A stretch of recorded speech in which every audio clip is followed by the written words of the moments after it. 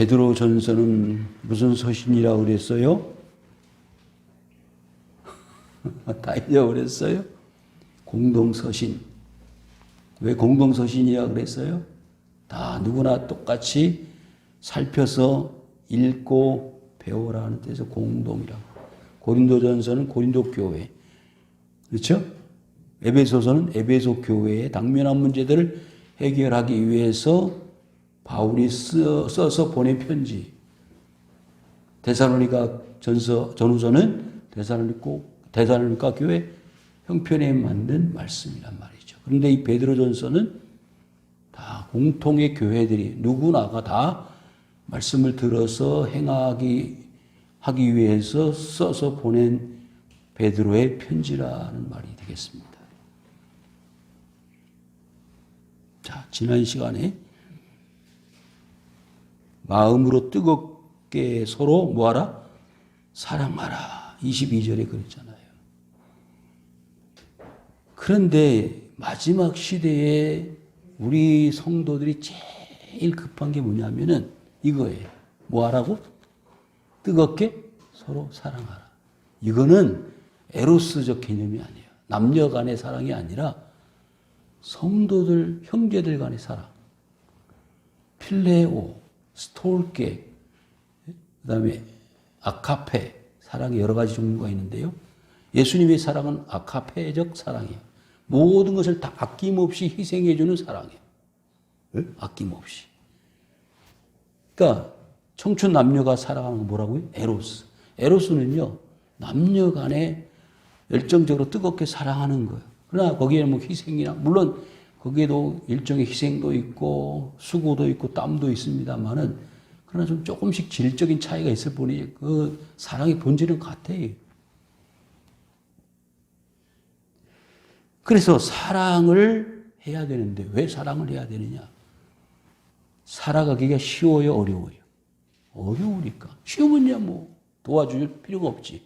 어려우니까 서로 도와주는 거예요. 아우, 집사님 어려우시죠? 아이고, 성도 어려우시죠? 뭐예요? 도와주는 거예요. 그게 뭐예요? 사랑이에요. 밥 한 끼 같이 나눠 먹고, 예?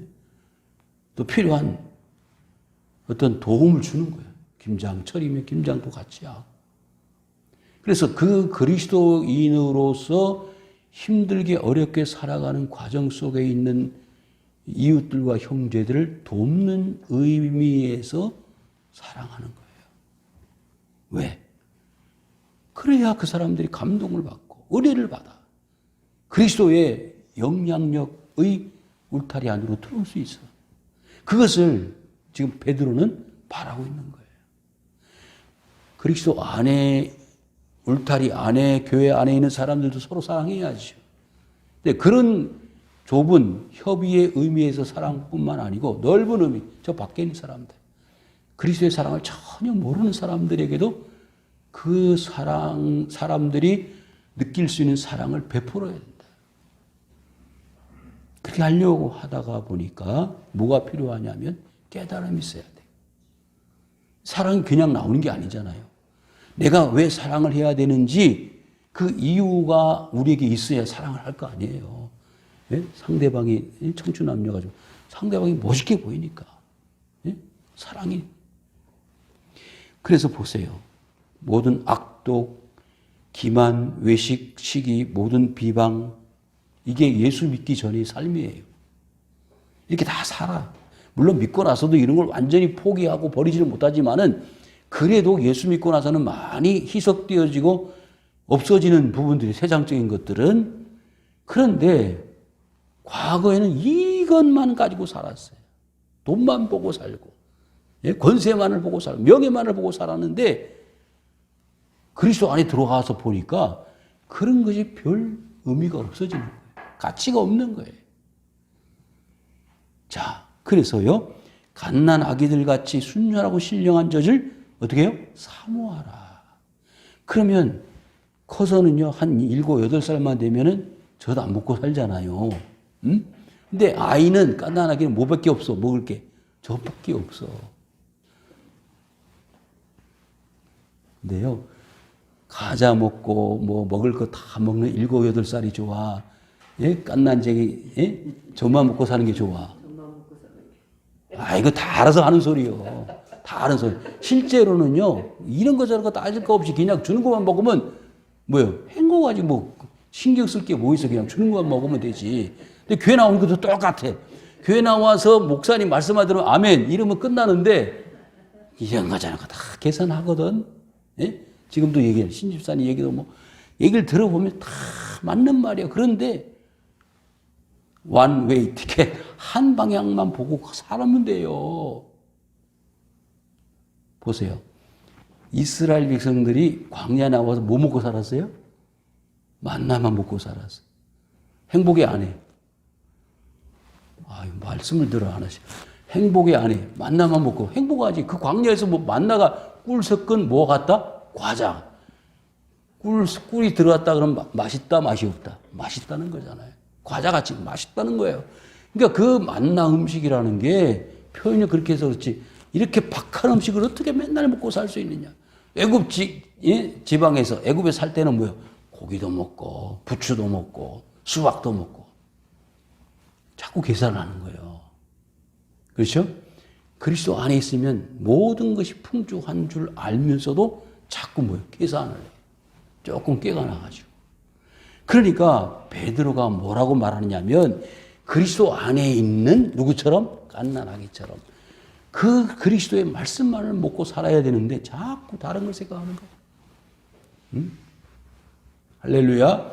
자, 그리스도의 은혜의 말씀을 신령한 저지라 그랬습니다. 아이, 우리가 뭐 수준이 상당히 높은데 맨날 어린아이 같이 젖만 먹고 살 수가 있느냐고요? 그런데요, 성경에서는 지금 특별히 이 서신서, 신약 성경 서신서들을 보면 자녀들아, 사랑하는 자녀들아, 다 바울 서신을 포함해서 대부분의 이 서신서들 내용들을 보면 그 기록을 한 제자들이, 사도들이 그 상대방을 부를 때 뭐라고요? 자녀들이라고 그래요. 자녀들이라는 것은 아직도 미성숙했다, 자라나지 못했다, 크지 못했다는 거잖아요. 그래서 그 신령한 젖을 사모하는 갓난아이들 같이 아직 성숙하지 못한 상태에서 날마다 말씀을 먹는 가운데 훈련이 되고 또 다져지고 강건해지고 그러다 보면 어떻게 된다? 너희로 구원에 이르도록 어떻게 한다고요? 자라난다 이 말이에요. 자라나. 그러니까 신앙생활 하다가 자꾸 낙심을 해. 시험에 빠져. 왜 그래요? 정상적으로 하나님 말씀을 먹어서 안 먹어서? 안 먹었어요. 먹으면 자라나는 거예요. 그렇잖아요? 그 표현을 잘 쓰는데 그 콩나물을 기를 때 물을 자꾸 주잖아요. 밑에 다 빠져버려요. 하나도 안 자라야 될 것 같은데 언젠가 보면은 이 콩나물은 계속 자라고 있는 거예요. 여러분, 하나님 말씀을 자꾸 들어서 잊어버리고 다 빠져나가는 것 같지만은 우리도 모르는 사이 영이 자라나는 거예요. 그런데 그 영이 자라나는 것을 자꾸 사람들이 뭐예요? 제한하는 거예요. 오직 성령의 충만을 받으라. 예? 그러니까 한 번 충만 받으면 끝나는 게 아니에요. 날마다 충만해요. 날마다. 그래야 세상이 들어올 것이 없어. 그런데 충만하지 않으면 비어있으면 그 비어있는 공간에 뭐가 들어와요? 세상 것이 들어와요. 사탄이 마귀가 들어오는 거예요. 아담과 하와가 충만해 있을 때, 하나님 말씀으로 충만해 있을 때는 그 선악과 나무 근처도 안 갔어요. 그렇죠? 그런데 자꾸 사탄이 와서 뭐요? 하나님 말씀을 뺏어가는 거예요. 뭐가 생기게 만들어? 충만이라는 상태를 빈 공간을 만드는 거예요. 그 머릿속에다가 빈 공간을 만들어가지고 뭐라 그러죠? 이거 먹으면 누구처럼 된다? 하나님처럼 된다 이거요. 말도 안 되는 소리잖아요. 근데 처음에 말도 안 되는 소리 하지 마. 아담과 하와가 분명히 그랬어. 그런데 자꾸 듣다가 보니까 어떻게 돼? 빈 공간이 자리를 잡아버리는 거예요. 이게 마귀 역사예요. 그러니까 날마다 신령한 젖을 사모하는 갓난 아기같이 갓난 아기는 뭐밖에 없다? 젖밖에 없는 거예요. 다른 게 들어오면 소화도 못 시킬 뿐만 아니라 먹을 수도 없잖아요. 예? 불고기 갖다 줘봐. 깐난하게. 못 먹어요. 그런데 7, 8살만 되면 먹잖아. 그러면 이게 문제가 이리 뛰고 저리 뛰고 하는 거예요. 구원에 이르도록 자라게 하는 것에는 뭐밖에 없어요? 신령한 젖밖에 없습니다. 그런데 사람이 떡으로만 사는 것이 아니요. 그랬더니 떡밖에 없나? 세상에? 이런 우스꽝스러운 얘기를 하는 거예요. 거기서 떡이라는 말은 메뉴 개념이 아니에요. 그렇죠? 그것만 하나의 종류, 음식 종류가 아니고 그 떡이 나를 살릴 수 있는 유일한 방법이다, 길이다라는 걸 말하는 것이지, 예? 메뉴 종류를 말하는 게 아니에요. 하나님 왜 떡만 좋아하시? 이게 아니잖아요. 너희가 주의 인자하심을 맛보았으면 그리하라. 저는요, 이 말씀을 묵상하면 길은 뭐밖에 없다? 하나밖에 없다는 거예요. 뭘 알았어요? 주의 인자하심을 알아요. 인자라는 말은 사랑. 주님의 사랑이 뭔지를 알잖아. 누가 그랬어? 막달라 마리아. 다른 사람들 다 미친 여자, 정신 나간 여자 그랬잖아요. 사실 그랬어요. 막달라 마리아 옛날에 귀신 들려가지고 미쳤는데 예수님이 불쌍히여가지고 그 여자를 고쳐줬잖아요. 그러니까 주님이 뭘 경험했다? 인자심을 경험했어요. 그러니까 다른 사람 몰라도 돼. 자기가 가지고 있는 신부지참금 300데나리오 향유를 갖다가 붓는 거예요. 저기 옆에 있던 가룟 유다가 보고, 이야, 정신 나갔다. 그 300데나리오 향유를 왜 버리냐? 허비하느냐 그랬잖아요. 그건 누구의 인자심? 주의 인자심을 맛보았기 때문에 가능한 거예요. 예? 아프리카에 선교사로 파송을 받아 정신 나가서 죽으러 가는 길이야. 주의 인자심을 맛보면 가는 거예요. 박광식 선교사님 들어보세요, 나중에. 그렇게 잘 나가는 사람이, 예? 그 무슬림 나라 가서 공연하다가 체포당해가지고 감옥 갔죠. 왜 그런 일을 해? 근데 주의 인자심을 맛보면 그렇게 되는 거예요. 사람에게는 버림받아 되었으나 하나님께는 택하심을 입은 보배로운 뭐가 된다고요? 산돌이라 그랬어요. 여러분, 근데 이게 참 어려운 일이에요. 조금 전에 얘기 나오랬지만 이호승 집사님, 사람에게 버림받아 된다는 게 버려지는 게 아닙니다. 실제로는 자식들 나 버리면 어떻게 해? 예? 부모가 나 버리면 어떻게 해? 근데 이건 인간적인 생각일 뿐이에요. 근심일 뿐이에요. 설령 버렸다 손치더라도 주님이 나를 지켜주시니까 괜찮고요. 버리지도 않아. 왜? 다시 원위치가 돼버려. 언제? 자식들이 정신을 차리고 부모가 정신을 차리고 자식이 교회 다니고 부모가 교회를 안 다니면, 야, 내가 예수 믿고 보니까 너 학창시절에 교회 못 나가서 미안해. 이렇게 되는 거잖아요. 그분들 부모가 경험을 못했어요? 주의 인자하심을 경험하지 못했어. 나는 경험했어. 자식들이라도. 그러니까 주의 인자하심을 경험한 사람은 이해가 되어지는 거지. 그러면서 중요한 것은 사람에게 버림받아 되는 게 문제가 아니고 하나님께 버림받아 되는 게 문제예요. 그렇죠? 하나님께 버림을 받으면요, 우리가 앞부분에서 얘기했잖아요. 1장 9절 한번 볼까요? 1장 9절 시작. 믿음의 결국 곧 영혼의 구원을 받음이라. 아멘. 그러니까 결론은 뭐예요? 구원이에요. 구원 받기까지는 사람마다 과정이 다 달라. 이런 사람도 있고 저런 사람도 있고, 정홍순 집사님 다르고 정진호 집사님 다르고 이호승 집사님 다 달라요. 삶의 모양새도 다르고 생각 가치관도 다 달라요. 그렇지만 하나님이 한 꼴대로 몰고 가시는데 어디로? 영혼의 구원이라는 꼴대로 이끌어 가시는 것은 이 꼴 똑같다 그 말이에요. 그렇잖아요. 다 똑같을 수가 없잖아요. 사람 사는 게 다 각자 다 다르지. 그런데 문제는 여기서 뭐라 그러냐면 사람들에게는 버림받았지만은 하나님께는 택하심을 입었다. 아멘. 이게 중요한 거예요. 예? 그래서 로마서 8장에 보시면은 하나님께서 예정을 하셨고요. 택하셨고요. 그 다음에 부르셨고, 믿음을 주시고, 그 다음에, 예? 그 가운데 회개하게 하시고, 그 다음에 거룩하게 하시고, 마지막에는 구원하신다는 거예요. 구원의 단계, 서정이라고 말합니다. 그래서 택하심은 여기 숨겨져 있는 하나님의 사랑이 있어요. 그게 뭐냐면은 하나님의 나라의 뭘까요? 상속이에요. 상속. 아멘. 여러분, 택하심이라는 것은요, 그 택하심에 양자라는 게 있어요. 양자. 양자라는 말은 진짜 아들이요, 가짜 아들이요. 가짜야. 그런데 아들로 인정해 주는 거죠. 양자로 뭐요? 삼았다. 수양 아들, 수양 딸. 그랬잖아요. 수양이 돼가지고 내가 하나님의 아들로 택함을 입었어. 근데 그 이유는 아버지의 재산을 뭐 받기로? 상속받기로 약속됐다는 거예요. 이런 의미를 알게 되면 얼마나 감사해.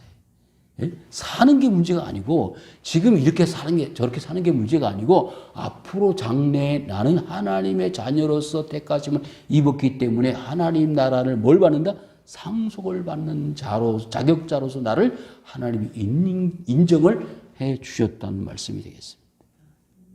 기가 막힌 거예요. 그러니까 예를 들어볼까요? 베드로가 갈릴리에서 뭐 잡았어? 고기 잡아 먹고 살던 사람이야. 근데 이런 신령한 이야기를 하고 있어. 수준 있는 이야기잖아요. 정직히. 그죠? 이게 수준 있는 이야기를 어떻게 베드로가 할 수 있을까? 베드로를 무시해서가 아니라 베드로는 뭘 받았다? 주님의 인자하심을 받았다 이거예요. 이호승 집사님도 주의 인자하심을 받기를 바래요. 이미 받고 있지만 또 앞으로 더 많이 받기를 바래요. 그래서 지금보다는 훨씬 업그레이드 되어진 주의 인자하심. 감당을 못할 만큼. 그러니까 박광식 선교사님은요, 자기 생을 다 내려놓고, 그리고 나가는 거예요. 왜? 그 가치를 아니까. 산돌이신 예수께 나가잖아요. 그러니까 못 나가는 사람은 나간다는 게 주님 앞에 오는 거예요. 주님 앞에 온다는 것은 그 속에서 이미 모든 과정 속에 하나님이 나와 동행하시고 함께 하시고 인자를 베풀어 주셨다는 것을 뭐요? 인정하고 나오는 거예요.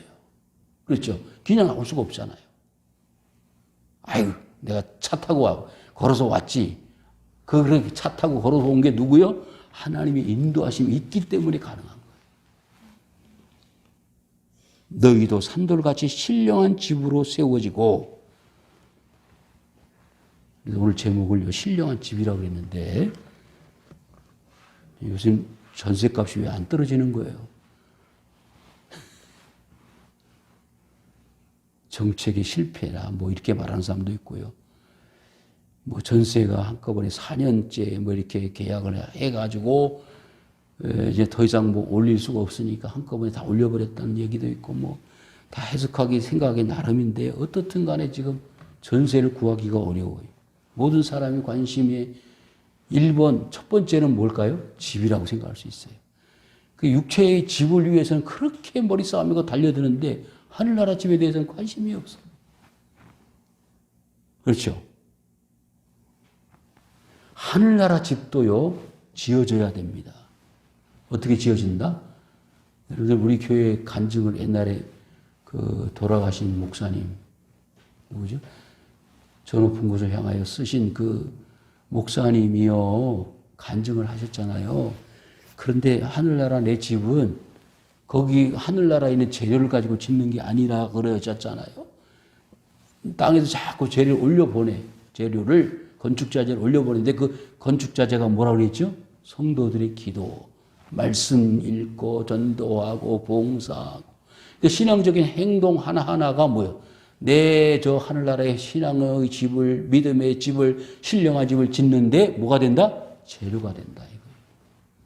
그 목사님 가정이 자동차가 6대가 있었대. 맞죠? 6대가 있었대. 성남 제일교회 담임 목사님이셨고, 세상에 부러울 것이 한 개도 없는 명품 옷, 명품 신발, 그렇게 다 살았는데, 하늘나라 가서 다 보니까 그게 무슨 자기 집이라고 지어진 곳에 기대를 하고 갔는데 하나님이 너무 열심히 하셨으니까 가서 보니까 아무것도 없더래서 내 집은 어디 있습니까? 아직 미개발지다.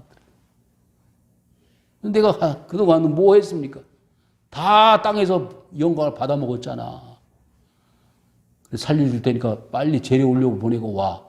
그래가지고 다 차도 팔아버리고 집도 이제 조그만 데로 옮기고 계속 재료를 올려 보내신 거예요. 전국을 다니면서 하늘나라 천국 지옥을 간증하셨어요. 어느덧 어느한 상태에서 많은 은혜들을 끼치셨습니다. 그런데 박용규 목사님이신가 그렇죠. 지금도 그 간증이 있을 거예요. 인터넷에 보면 신령한 집으로 세워지고 그랬어요. 끝난 게 세워졌다가 아닙니다. 무슨요? 진행형이 ing인데 진행형인데 여러분들 지금 열심히 뭘 보내자? 내 믿음의 집에 신앙의 재료를 건축 재료를 올려보내자. 자꾸 올려보내. 누가 아름다운 집인지 한번 시험해봐 나중에. 정홍순 집사님 집이 클지 우리 이호순 사모님 집이 클지 아이고 비교도 또 두 사람끼리 했냐. 그러지 말고 하여튼 좌우지간 그건 하나님만 아시는 거예요. 그렇죠? 누가 열심히 신앙의 집을 멋있게 신령한 집을 짓는지 세워지고 예수 그리스도로 말미암아 하나님이 기쁘시게 받으실 신령한 제사. 그러니까 이 신령한 집이 지어지는 가운데 뭐가 있어요? 제사가 있습니다. 제사, 예배. 그러니까 성도들의 기본은 제사, 예배예요. 네? 목사님, 오늘 아무래도 힘들 것 같아. 뭐가? 예배가. 그러면요, 이게 중단되는 거예요. 신령한 집이. 숨 쉬는 거 중단할게요. 이거예요. 이게 심각한 얘기인데 성도들은 그 중요성을 모르니까 여러분 제사 보세요. 누구? 가인과 아벨 제사. 누구의 제사가 중요해요? 아벨의 제사. 아벨의 제사는 뭐예요? 순종의 제사예요. 목사님 오늘 제사 예배 숨 쉬는 거 잠깐 쉴게요. 그러니까 목사님들이 머리가 아픈 거예요. 왜 머리가 아프냐고 물으신다면 그렇게 자꾸 얘기들 하니까 옛날에는요 상상도 못하는 일들을 요즘 성도들은요 아주 다반사로 해. 왜? 그만큼 신앙이 뭐가 됐을까요? 다운됐어요. 질이 낮아졌단 말이에요. 주일 성수? 옛날에는 그냥 교회 나오는 모든 사람들 주일 성수를 그냥 배우고 몸에서 배우고 자라났어요. 그랬잖아요. 근데 요즘은 주일 성수 개념이 아예 없어요. 형편에 따라서 이럴 수도 있고 저럴 수도 있고 거기다가 지금 코로나19가 돼가지고 더 무너지고 있습니다. 여러분. 그럼에도 불구하고 신앙과 믿음을 지키기 위해서는요. 예배, 제사를 사생결단으로 지켜야 돼요. 오늘 아침에 제가 얘기했지만 카톡에 보니까 친구 목사님 설교 시간에 마스크 쓰고 해야 돼요. 안 하면 10만 원 과태료. 세상에 친구 목사한테 뭐 그런 카톡을 보내는지 몰라요. 그래서 내가 시청 직원 종교 담당 팀장한테 전화해서 어떻게 하는 거예요? 그랬더니 목사님 마스크 벗고 해도 됩니다. 여러분 이런 방법으로 자꾸 마귀들은요 세상 정부를 이용해 가지고 어떤 방법인지 이렇게 저렇게 얘기하면 또 서로 오해할 수 있으니까 정부의 정책을 비판한다, 안 한다, 그런 걸 떠나서 좌우지간 신령한 제사, 신령한 집을 지어가는데 예배드리는데 그걸 가로막고 있습니다. 그게 마귀의 장난이란 거 우리가 알면서도 어쩔 수가 없지 않느냐. 당위성, 상황 윤리를 말하고 있습니다. 성경에 기록되었을 때 보라 내가 택한 보배로운 모퉁이 돌을 시온에 두노니 그를 믿는 자는 부끄러움을 당하지 않는다. 여러분 지나보면 압니다. 뭔 얘기냐면 일제 36년 때 뭐 하라고 그랬죠? 신사참배하라고 그랬습니다.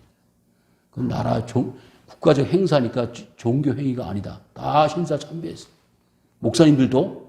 그런데 역사가 딱 지난 다음에 지금에 와서 신사참배한 목사들 이름이 쫙 나와요. 얼마나 부끄럽습니까? 마찬가지 성도들도 마찬가지예요. 신사참배했던 사람도 있을 거 아니에요. 어쩔 수 없이 안 하면 죽는다는데. 여러분 지금도요. 저 무슬림 나라에 가면은 예수 믿는 거 포기하면 참수 아니고 참수 당하는 사람이 있는데 부끄러움을 당하지 않는다. 세상 사람들 앞에 부끄러움을 당해도요. 하나님 나라에서 부끄러움 당하지 않습니다. 이걸 우리는 생명으로 알고 사는 사람들이잖아요. 그런데 이런 이야기하면, 이런 말씀 드리면 마치 옛날 이야기하는 것처럼 성도들이 들으니까 아닙니다. 주의를 지켜야 되고요. 제사를 지켜야 되고요. 어디다가요? 시온에다가 뭘 둔다고? 모퉁이 돌이라고 했어요. 이 모퉁이 돌은 누구를 가르치냐면 예수님을 가르칩니다. 시온은 예루살렘 성을 가르쳐요. 예루살렘은요, 하나님의 도시입니다. 그 예루살렘은 가보면은요, 옛날 아브라함이 아들 이삭을 바쳤던 곳이 어디예요? 무슨 산? 모리아산인데 그 예루살렘에 가면은 그 성전 위에 산이 옛날 구약 이름으로 모리아산입니다. 지금은 겟세마네 동산도 있고 시온산이라는 이름도 있고 뭐 여러 가지 이름들이 있습니다만은 그러니까 그곳에 누가 계신다는 거예요? 하나님이 계신다는 거예요. 예루살렘 성전이 있는 곳이고 시온이 그 시온산은요 묵시적 의미가 있는데 요한계시록에 보면은 시온산은 14만 4천 명이 누구? 구원받을 모든 사람들의 숫자가 14만 4천 명인데 14만 4천 명의 성도들이 모일 곳이 어디냐고요? 어디라고요? 시온산이야. 시온산이 예루살렘. 신앙의 예루살렘, 믿음의 예루살렘입니다. 그러니까 시온의 두 눈이, 그러니까 시온을 바라보고 예루살렘을 바라보고 사는 사람은 뭘 당하지 않는다? 부끄러움을 당하지 않는다 이거예요. 그러므로 믿는 너희에게는 보배로 인하 믿지 않는 자에게는 완전히 차이가 나죠. 건축자들이 버린 그 돌이 모퉁이 돌이 모퉁이의 머릿돌이 되었다. 예수님을 가르치는 거잖아요. 번져버렸어. 예루살렘 성전에 쫓아내버렸어요. 성전을 무너뜨려버리면 며칠 만에? 3일 만에 지는다. 예수님이 성전이셨는데, 예? 성전이셨는데 3일 만에 자신을 성전화시켜서 설명한 것 아닙니까? 버렸다 이거예요. 그렇지만 그 버린 돌이 모퉁이 돌이 되었다. 하나님의 나라 성전의 한 중요한 부분이 되었습니다. 붙이는 돌과 걸려 넘어지게 하는 바위가 되었다 하였느니라. 여러분 교회에서도요 이 거치는 돌이 있고요 걸려 넘어지게 하는 바위가 있어요. 네? 교회에 아주 절대적으로 방해 요소 있어서는 안 될 사람들. 그래서 사도 바울은 그것을 뭐라고 표현했냐면 쓴뿌리라고 그랬습니다. 쓴뿌리를 조심하라. 누구에게? 후배 목회자인 제자 디모데에게. 그들이 말씀을 뭐 하지 않았다고요? 순종하지 아니함으로 넘어지나니. 교회 나오면 너무 순종하라는 거예요. 잘못을 순종하라는 말이 아니죠. 주의 말씀 안에서 순종하는 겁니다. 요즘 참 가슴 아픈 일이 뭐냐면 목회자들이 인격적으로 하나가 바르지 못한 분들이요. 자꾸 인격적인지 못한 부분을 가지고 마치 성경의 말씀인 것처럼 포장을 해가지고 순종하라고 하는 건 잘못이에요. 그건 하나님 말씀이 아닙니다. 어떻게 보면 거짓 선지자라고 적그리스도의 말씀일 수도 있어요. 그건 받아들이면 안 됩니다. 왜 순종을 하라고 하느냐 하면 성경의 말씀은 순종하게끔 되어져 있는 하나님의 음성이기 때문에 그렇습니다. 안 들으면 뭐예요? 순종 안 하면 성경에서 예화로 보여준 대로 사무엘 선지자가 사울에게 뭘 요구했죠? 순종이 제사보다 낫다.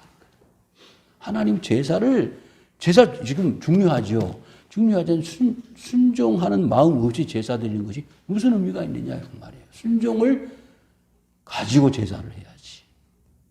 순종하지 않으면 아무 소용없는 거예요.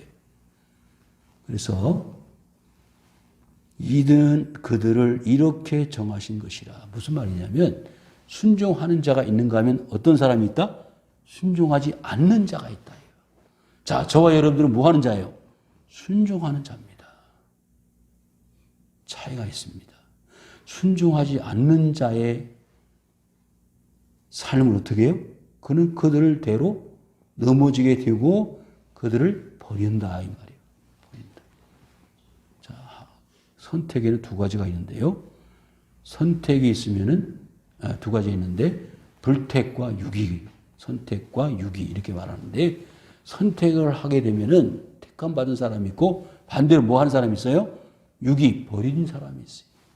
성경에는 버린 게 많이 나옵니다. 이스라엘 백성들을 선택했지만 애굽인들은 버렸어요. 모든 날들 중에서 여섯째 날까지 다 일을 하시고 일곱째 날에 쉬셨잖아요. 그래서 일곱째 날을 하나님이 택하신 거예요. 많은 물질 중에서 9가지 물론 하나님 것이지만 그 9가지 말고 한 개를 하나님이 택하셨어요. 그래서 그 택하신 예물을 하나님께 드려라. 그게 뭐예요? 11조란 말이죠. 하나님 이렇게 택하시고 구별하시는 것을 좋아하십니다. 장자들을 낳으면은 장자는 하나님께 바치는 거예요. 예? 초태생, 처음 난 짐승의 새끼는 하나님께 드리는 거예요.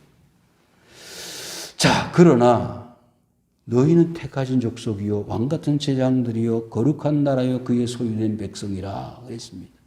여러분, 그러나 그랬으니까 택하신 족속이라고 그랬어요. 우리를 보고 택하신 족속이라고 했으면 그 앞부분은 흐름상, 문장의 흐름상 뭐가 있다는 거예요? 넘어져 가지고 택함을 받지 못한 사람들이 있다는 걸 말하지 않습니까? 네. 그래서 너희를 어두운 데서 불러내어 그의 귀한 빛에 들어가게 하신 이 아름다운 덕을 선포하게 하려 하심이라. 뭐가요? 하나님이 우리를 택하셔서 이렇게 주의 길을 걸어가도록 만드시는 것은 하나님의 아름다운 덕을 드러내기 위해서입니다. 라고 설명하는 거예요.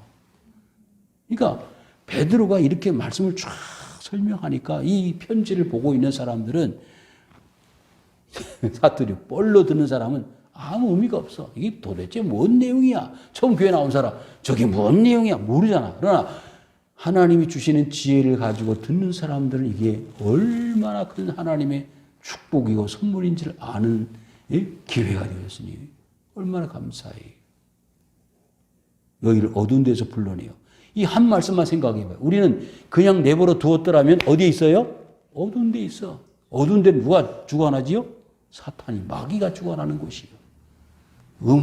음부, 게헨나, 스올, 하데스 전부 지옥을 말합니다. 그러니까 우리를 그냥 내버려 두면 지옥의 통할 아래, 관할 아래에서 꼼짝달싹을 못하고 고통을 당하고 영원히 살 수밖에 없는 불쌍한 인생들을 그 어두운 데서부터 어떻게 했다고요? 건져냈다 이거예요. 어디로 들어가요? 기이한 빛에 들어간다.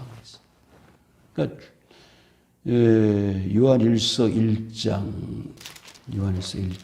펴보시면은요 들어간다 그랬는데 1장 5절 요한일서 1장 5절을 한번 읽겠습니다. 시작. 우리가 그에게서 듣고 너에게 전하는 소식은 이것이니 곧 하나님은 빛이시라 그에게는 어둠이 조금도 없으시다는 것이니라. 아멘. 하나님 뭐라고요? 빛이에요. 그래서 그의 기이한 빛으로 들어간다는 것은 어디로? 하나님께로 간다는 거예요.